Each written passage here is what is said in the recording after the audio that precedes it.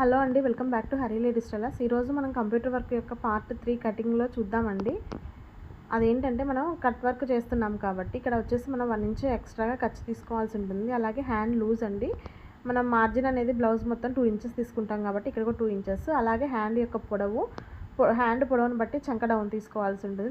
ఇక్కడ వచ్చేసి నేను 3 ఇంచెస్ తీసుకున్నానండి. అలాగే చంక మార్కింగ్ అనేది చేసుకున్నాను. నేను 8.5 వచ్చింది, 8.5 మార్కింగ్ చేసుకున్నాను.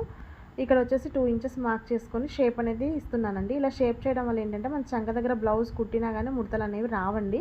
ఇది మీరు గమనించుకోవాల్సి ఉంటుంది. ఇక్కడైతే మనం మార్కింగ్స్ అన్ని స్కేల్ పెట్టి మార్క్ చేసేసాను.